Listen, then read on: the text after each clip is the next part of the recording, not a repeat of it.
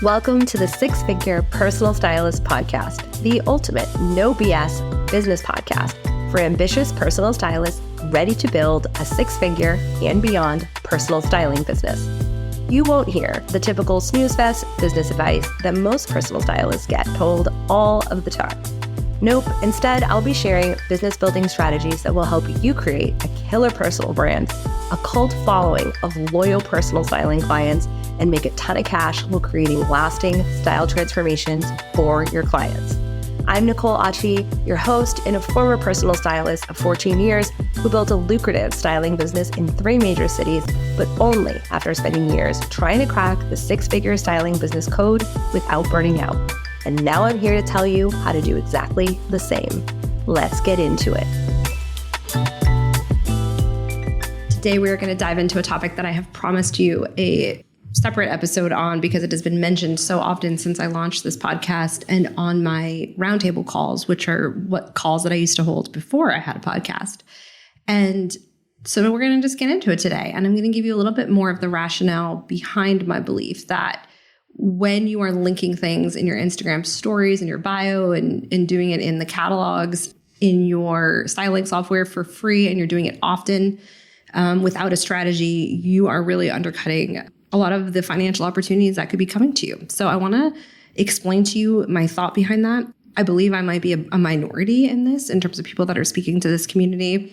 And as a former stylist who did this type of thing a lot when she was very insecure about her business, I completely understand where you're coming from.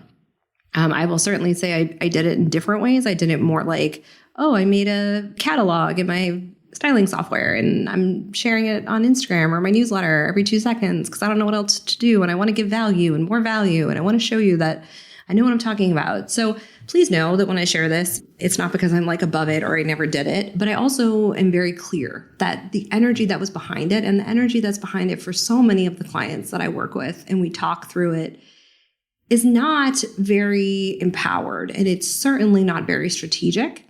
And if you listen to this episode and you're saying, then that's fine. I totally get it. Everybody is welcome to run their business. And I certainly am not like the be all and end all expert on this. I just know that I am not only working with stylists, but I'm working with a fair number of women who are both influencers and stylists. And it's a very difficult model to hold both when you literally are an influencer and a stylist, meaning you're giving styling content and you're giving links because you're, contractually obligated to do that because you're an influencer. And what happens is it trains your audience. And so I see it from every angle. I see it from the fact that people are linking things, but it's not getting them more clients. I see it from the angle of people that it's their actual job to link things and they're not getting, it's helping one part of their business, but it's not helping the other. And I'm going to explain to you some other reasons why, but I want to just kind of dive into this episode and let you know where I come from on this, which is a very educated view, both in my own experience, but also just in I think I've worked with at least 90 stylists this year and a half alone in this business, not to mention the ones I worked with in the past. So I understand that this is an incredibly common practice. And I want you to know that there's no shame in it if you're doing it. I just want you to have the chance to look at it from an objective lens and think, why am I doing it? Is this the best thing for my audience? Is this leading people to a place where they're going to want to do the thing that I want them to do, which is hire me for styling services? So I want to talk about first why this is so popular, because again, it's not that I don't see the value or the excitement or how fun it is. Like I really do. First, it is just human nature, as I talked about in the social proof episode of this podcast, to want to recommend things, to want to share the things that we enjoy and care about and think are fun. Like I want to be a gift guide curator when I grow up. So this is like my dream in life. So please, no, I get it. And the other thing about this behavior is that it provides you with immediate positive reinforcement. And it creates a lot of engagement on your account because people don't feel threatened or like they're going to be sold to when you're recommending something. So that is something that make stylists think like, oh, but people respond to me more, Nicole, when I do this. They don't really respond to me when I talk about my business. And part of that is the way that people are talking about their business. Like, if this is a go-to habit for you, you probably don't have a very strong marketing muscle in the sense that like it is the only trick in your bag to get engagement, which is fine. Like, we all have to start somewhere. But again, there's a difference between doing this from a place of knowing why you're doing it. And I'm going to give you some examples later on in the podcast of when to do this. So it is strategic to be linking things, and just doing it because it's too hard to create the kind of marketing messaging that would actually make a difference, or it's uncomfortable, or you want people to like you, or you don't want to be salesy, which tells me you don't know how to sell. Because if you knew how to sell, you wouldn't feel salesy. That's actually the funny thing about selling. People want to buy. And if people are following you as a stylist, they're fully aware, or they should be fully aware, hopefully, that you have a business. And if they're not, that's because you're not taking care of your business. And so the very honest advice here is that you are also incentivized as a stylist in this industry to link clothes as a sales generating activity from outside sources. And I want to be completely transparent about that. There are a lot of software for stylists that are hosting calls, which that's great that they're creating a community and telling stylists, you should be linking every season, you should be doing that. And I want you to zoom out, and I want you to think about why you'd be being told that. Because the truth is that the majority of stylists I talk to are not making the bulk of their revenue from links. Even the ones that are on platforms that have pretty high percentages for commission. And that's because you'll always make more money with one-to-one, even with a massive audience, than you will through a link that people may or may not have seen that day with probably less than 3% commission at most. And if it's under $100, like, why bother? It took you more time to find that item than it will generate income. And so what I want to just pause here and point out is not that anybody is doing anything wrong, but that it is keeping stylists small to continue to link things and spend all of their time searching for things. Because then what happens is you have people in your DMs asking you more and more questions, like you're like a catalog that you need to like send more links and give them the size and tell them how it fits and what does the color look like, and it's sold out here and it's sold out there and what does it fit like. That's not your job to tell the internet. So when I hear stylists telling me that it was advised to grow their business through linking, and I ask them where they find, like, who told them this, it is very rarely from like a business coach or like a business consultant. It, especially one that knows the industry, it is usually from the communities that come out of the software. And again, they have every right to suggest ways for stylists to boost sales, but it is not their primary interest for you to make a lot of money just on your time alone and not on their software, right? And again, this is not nefarious. This is called business.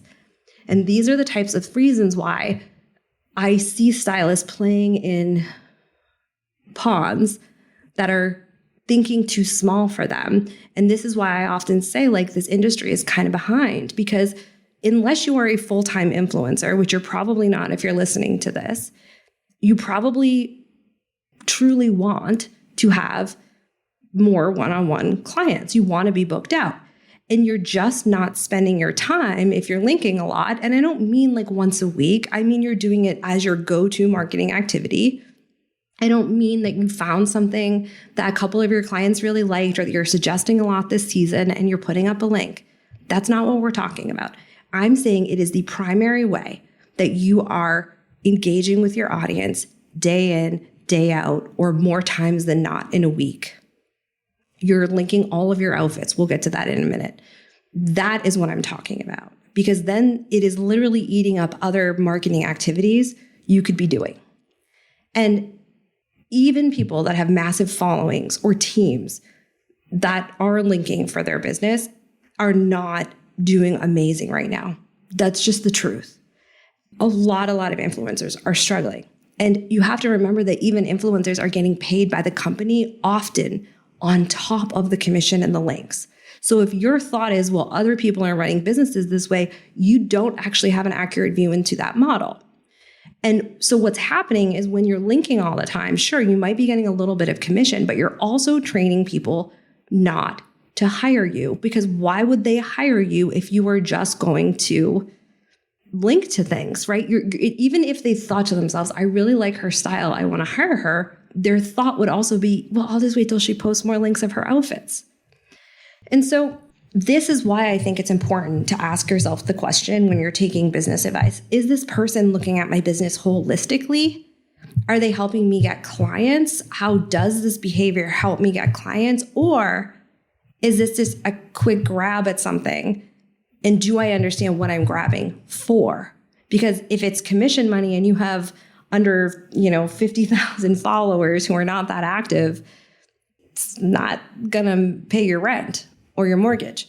So that is why I want to talk about this, because I know stylists are incentivized from different corners to do this. But I just think that that is not a business strategy. It is a strategy for the tools and the software that stylists are using. Again, nothing wrong with that, but it's your job, and honestly, my job, to tell you and to protect your business and say, like, wait, how are we spending our time?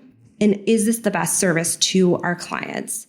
And so I want to talk a little bit more about what this does to your brand, into your business perception, or the perception other people have of your business. So when you link frequently, like you're linking, every day, every other day, what it's doing is it's diluting your brand messaging. And just because you're engaging with people that are following you does not mean that you're creating meaningful relationships. Now, I'm going to use the word transaction here, and I do not necessarily mean it like I have used it in the show before, but it's not a bad use of it. At least in the transactional personal styling service, the person has hired you, right?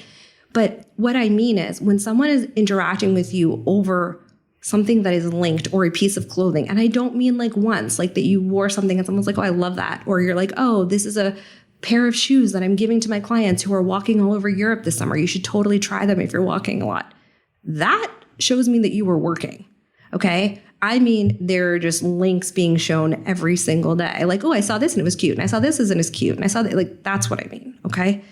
In these cases, what's happening is you are using airtime on social media and even in your newsletter, if it's not being positioned properly, to dilute your messaging. So it means that you're using space where people could be learning more about why you are for them, about what you believe that makes you different, about what kind of results you get for your clients, about what is possible for them when they learn more about their style. And the truth is that people that follow you, not everybody is going to see everything you put out on social media.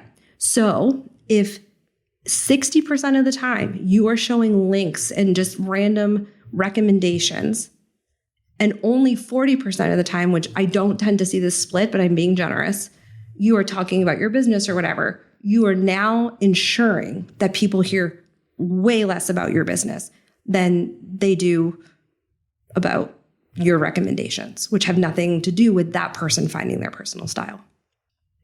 It doesn't tell me why you're the right person for them. And just statistically, if most of your content is geared to shopping pics, the likelihood, if people only see 30 or 40% of your content, that they're going to ever catch that few times you put up your services is pretty low. And even if they catch it, let's talk about memorability.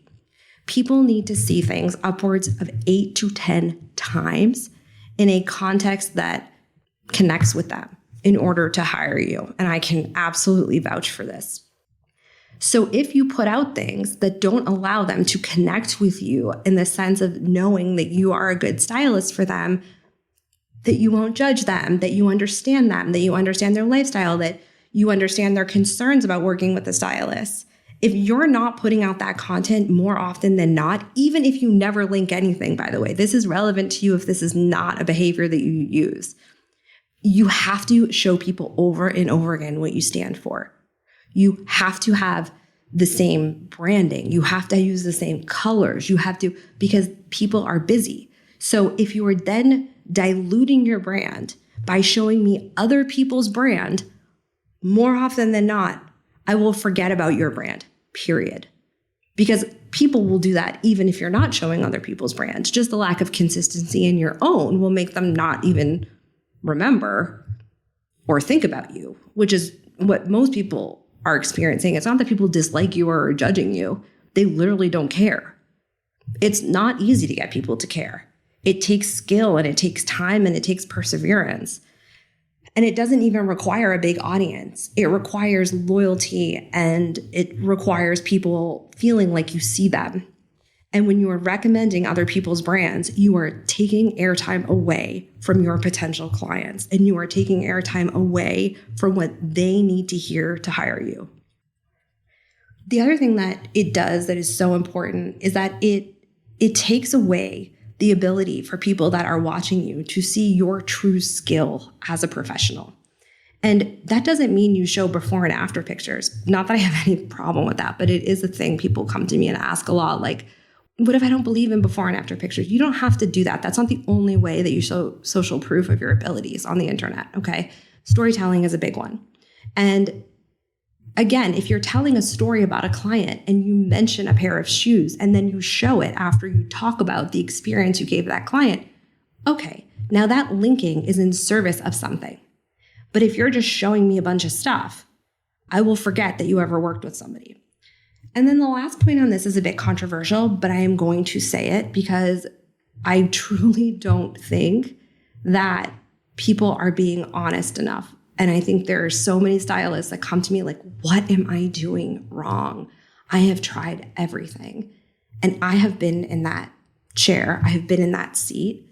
And what is so hard to often tell people is the truth, especially when it's not their fault that things are kind of going the way they're going. It may be their fault in the sense that they didn't seek the education or they didn't invest in what they needed to get their business where they need to be, because at some point that is on you. If you don't have the skill and you keep going, I don't know, well, you can either choose to know or not, right? Like, you don't get to be a business owner. It's not like a privilege. It's something that you earn through your dedication. And so me saying this is in service to you sticking it out and holding on. When you create messaging that sounds like this, you deserve to have the style that you want. You deserve to feel confident. You shouldn't be listening to what other people have to say about your style. You should be dressing for the body you have today. You should only be listening to what you like, what you want, what makes you feel good. And then you put up links, you are undermining your own message over and over and over. Why would somebody that is truly dedicated, I'm sure you are, but I'm just giving you outside perception as like someone that looks at a lot of marketing and analyzes it. If I hear people saying that I want to hire, like, I'm going to help you find your own style, I'm going to help you figure out, your angle, and you shouldn't listen to other people. And then the stylist is saying something like, here are all the looks that I wore this week. Here's all the outfits. Here's this thing I thought was cute. Here's that thing I thought was cute. Now the person is being encouraged to click that link because you make money. I mean, you're not saying that, but that's why you put it there. You didn't put it there just like for shits and giggles. So what you're saying is, I'm telling you one thing, and then I'm showing you to be impulsive about your style. I'm showing you that if I make some money here, it's okay for all the things I said about listening to yourself to go out the window. And again, I know you don't mean that. I know that you're doing it because it's fun, because it's what gets your audience to engage with you in that context. But you're building a business, and you're building a business that requires an incredible amount. And I just want to make sure we're all clear on this. All of this is in service, not of making anybody feel bad for linking, but of grounding us in the reality of why we are all here, which is to help people step more fully into themselves, to show up in the world in a way that they feel their most self-expressed so they can do whatever it is that they feel they are here to do better for other people. That is why I do this job. I do this job so you guys can do that job for other people. Just full stop. And while there's nothing wrong with links, it doesn't help any of us get there. And I get it. It's easier to put up cool stuff that you like on the internet than it is to talk about that. Like, that's why it's taken me so long to put this episode out, because I know this is the popular thing to do. But I also know that you want to make a lot of money, and I want you to make a lot of money, because when you make a lot of money, it shows that you helped a lot of people. And when you helped a lot of people, they get to live bigger lives. And linking is keeping everybody from that in a way that is not strategic. If it's just for the sake of it, if it's just blind, it's blind consumerism. And even if that sweater is adorable and we all want it and it is cool, are you giving people a context to think about that purchase through, a lens? It's not a problem to ever give people links. And I'm going to tell you the ways to do that in a moment. But even when you do that, your first priority is to your values as a stylist and your bottom line as what you're here for your clients, not your financial bottom line. I believe that when you stick with your values and you stand for something, the money follows. It's certainly going to follow a lot faster and a lot heavier than a couple links. I'll tell you that right now. I promise. Because I have worked with influencers my whole career, and I know how hard of a job that is. So they're actually really good marketers. And this is not about influencers, because they're doing what they say they're supposed to do. Like, we all know what they're here for. The question is, what are you here for? What are we here for as a group? I'm here to mobilize stylists to make people's lives better, including their own. And it just doesn't make anybody better, more thoughtful. And what it does do, and I'm going to be so candid about this, one of the reasons why I really feel like the way you do this is so critical is because so many stylists say, like, oh, no one's taking me and my business seriously. But the truth is, you're not taking your business seriously if you are out here promoting everybody else's business. And it's not your business to do that, as in you're an influencer. So the ways that you do this, the ways that you use links should be helping your business grow. And I'm going to tell you the 3 most effective methods that are going to do that and help you stay in integrity as a stylist. The first one, to build your email list. I want you to use links as gated content and encourage signups. And within the context of that newsletter, you now have more control over how you present those links. You can give some context of like, hey, these are the things that my clients are loving. These are the things I'm loving. And also, you always need to do a check-in with yourself, blah, blah, blah. Now, is everybody an adult here? Should everybody be doing that otherwise? And when you say that and when you do that, you demonstrate your values in a way that makes me trust you. And the really important part here is people need to trust stylists so much more than stylists realize in order to let them into their world. It is a vulnerable act that we do not acknowledge enough. And I'm not saying you have to be out here being serious all the time in your content or like super deep, but I am saying your actions and your words need to match. And if you use links to build your email list, you are absolutely growing your business. Now you have people in like a more captive audience than on stories where they're just tapping. You can really showcase your abilities as a stylist because you can put links in better context. Like, I like this with these types of colors. Like, you can show me, not just tell me that this could be good for me because XYZ.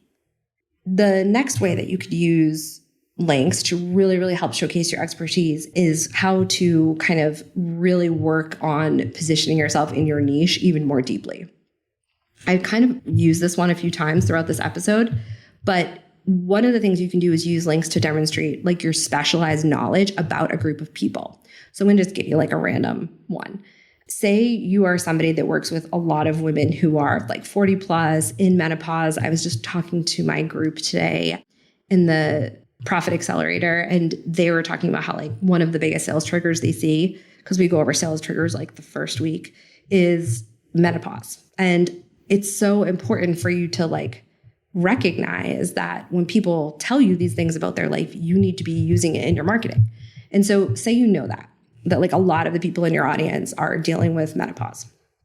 What if you come across these really amazing, cute, stylish pajamas that keep you super cool? Like it's this is the thing I remember a while ago, but like this fabric that helps like wick away sweat and like doesn't make it gross or whatever. Okay, if you share that link on your Instagram stories and you're like, you know what?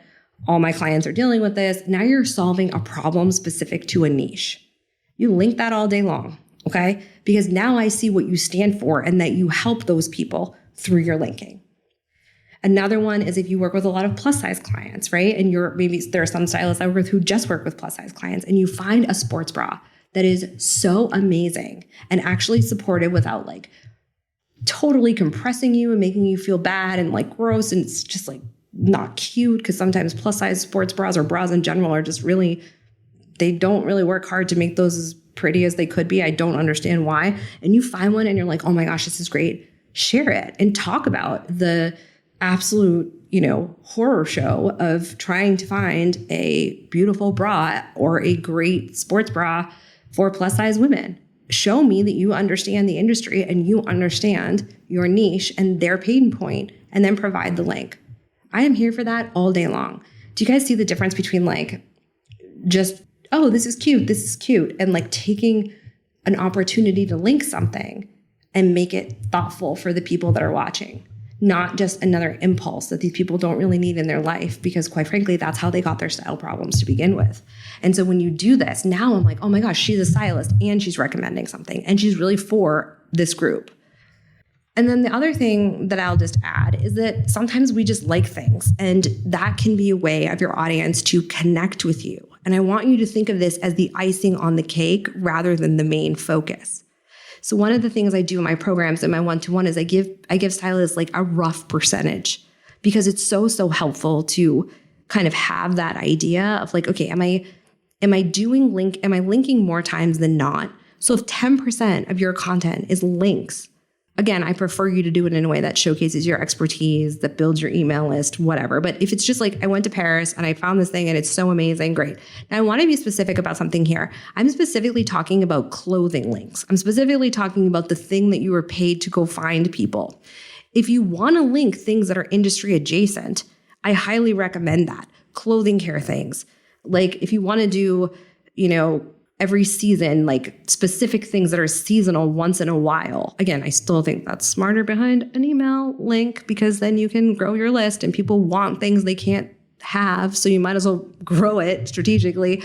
But then, okay, that's fine, because if you're only doing 10% of your content linking, either to help me understand you or to show me like as a way of relating to you, there's other ways, but if that's one of the ways you want to do it, then if 10% is not going to be enough for me to think that's your whole brand, even if I don't see your content that much. So you might just want to like turn the percentages on their head and make it the thing you do the least. Again, the icing on the cake rather than the whole cake. And just make sure that whatever you're linking is sort of in service to your values, is in service to your brand strategy, is helping me understand you and where you stand as a stylist better. So I hope that this conversation was helpful. I hope that the honesty kind of puts us all on a level playing field, because there is so much possible for every single one of you. And there are so many people that need you and want to hear that you see them, that you understand their struggle as a human being trying to find their style in the world. And what we miss so often, because we're so close to it, because maybe we didn't become a stylist because we struggled. Maybe we did. It just depends. We all come at this from different angles. Is that you don't often realize how important this is to people in their own head and what they have made it mean about themselves, that their style isn't where it could be. And I'm not saying we need to dwell on the problem, but we are supposed to give these people that want to work with us or are watching our content something to live into. And links don't let people live into something. They give them another thing to fill a void. And filling voids is what got us to bad closets. And so you have to make a choice in your business? Are you going to do the slightly harder, but way more financially and emotionally and psychologically beneficial thing, which is grow your business and learn how to actually market it properly as a service provider who people need to know and trust and understand their philosophy on this thing before they let you into their life? Or are you going to keep linking things because it's cute? Like, again, if that's the business you want, there is a place for that business. And you can build that business. But what I hear more often than not, and who this episode is for the stylists who want one-to-one clients, who want those deeper relationships with them. And they're wondering, why isn't my marketing working? Because there is nothing more defeating than feeling like you are showing up and doing the thing and it's not clicking. And none of you need to stay in that place. So now you know how to get out of that place. Go build your email list. Go tell people what you stand for. I'll talk to you next week. Thank you so much for hanging out with me. It turns out that social proof is actually pretty important. So if you could help me out, I'd so appreciate it. If you just had a quick free moment and could leave me a rating or review on the podcast app, that would be killer. And even better, if you wanted to share this episode on Instagram and tag me, that would totally make my day. And it would bring so much more awareness to the podcast and would help other stylists just like you who are looking to build lucrative styling business, because the better each of us does, the better all of us do. Thanks for hanging out with me, and I'll chat with you next time.